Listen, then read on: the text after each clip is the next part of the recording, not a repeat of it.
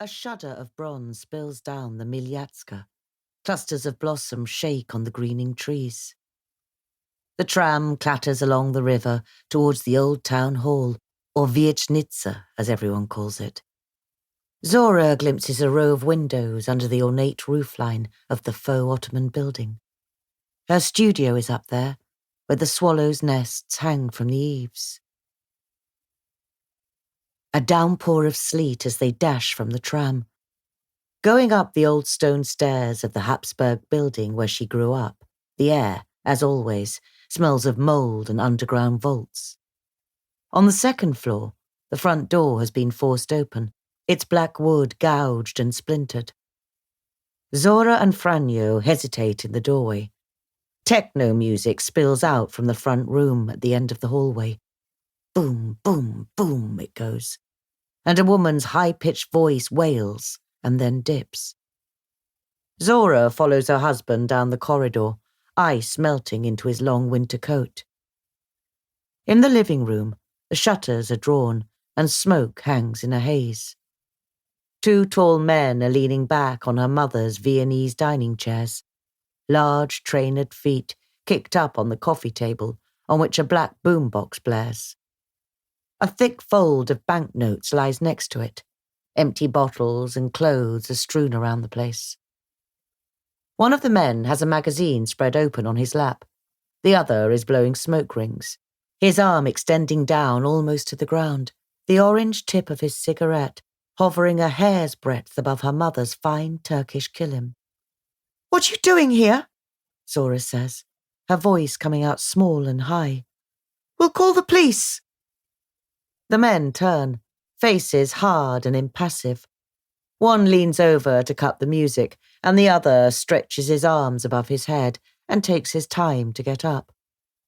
Zora notices that one of her father's paintings has been knocked on the floor.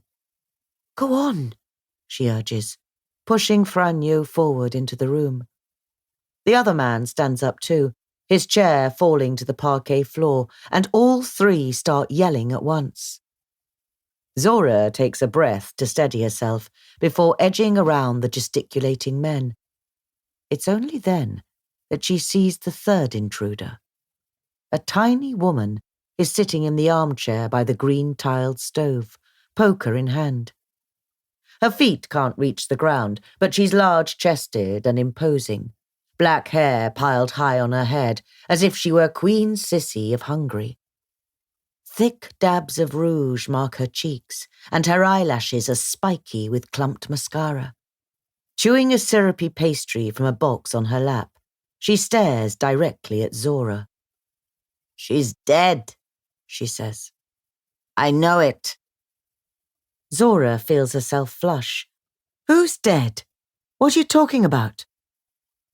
Unhurried, the woman sucks the syrup from her fingers and waves her hand around. "Whoever owns this old place, of course."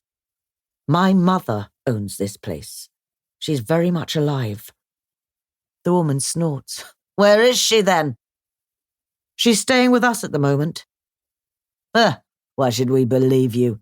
throws in one of the men from behind Zora. Zora twists round. She realizes with a lurch of unease that despite the height difference, the woman is their mother. They have the same imperious features, the same wide-set eyes and curling lips. "For God's sake, you can't just move into a place because no one's living here," Franjo says, the colour high in his cheeks. "Ah, but we can," one of the sons growls. "Haven't you been listening, old man? So many people are leaving town at the moment that the government said all abandoned flats are public property, up for grabs." "That'll make people think twice before leaving," his brother says. "You could even say we're doing Sarajevo a service." The men grin, and their mother lets out a low laugh. Zora gives Franjo a look of confusion. It's mid-March and things have been unsettled for months. Rumours of approaching violence circulate in the staff room and at the hairdressers, though the Bosnian president insists there will be no war.